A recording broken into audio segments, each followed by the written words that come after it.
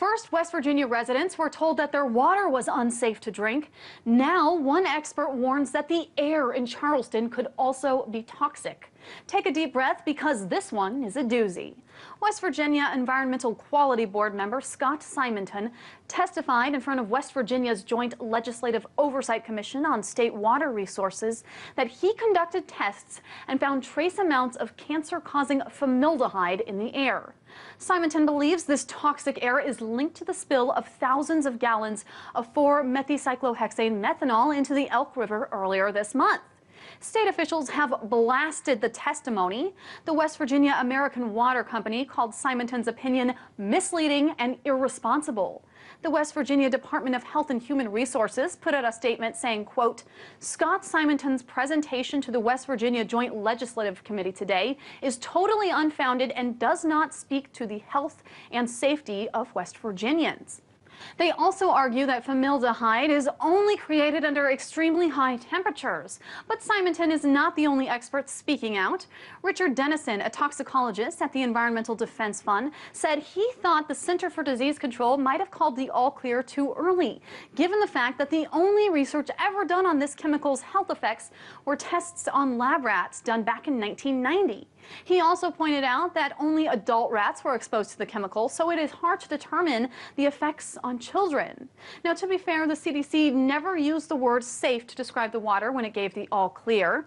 Instead, they said they would, quote, not expect any adverse health effects below 1 part per million.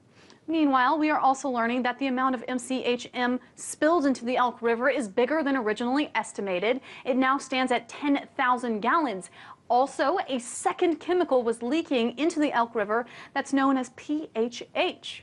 What's more, the Huffington Post reports that Freedom Industries knew about the second chemical leak for weeks, but did not disclose the details about it to the state or federal regulators because it's considered a trade secret that could hurt the company's bottom line financially if the information is disclosed. Freedom Industries filed for Chapter 11 bankruptcy right after the spill, essentially stopping all West Virginia residents and businesses from seeking legal action against the company. But, as MSNBC's Chris Hayes pointed out, in order to file for bankruptcy, Freedom Industries has to find another company to finance it.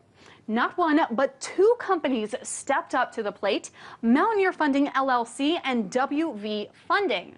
However, it turns out that Mountaineer Funding LLC was also incorporated the same day that it offered to save Freedom Industries. And guess what? The company's officer is one J. Clifford Forrest, the very man who bought Freedom Industries at the end of last year. As for WV Funding, that company is organized by the lawyer who also organized Mountaineer Funding LLC. And the sole listed member of that company is, you guessed it, Mountaineer Funding LLC. Critics are now calling this collusion. Freedom Industries now needs to disclose its financial situation and come up with a reorganization plan.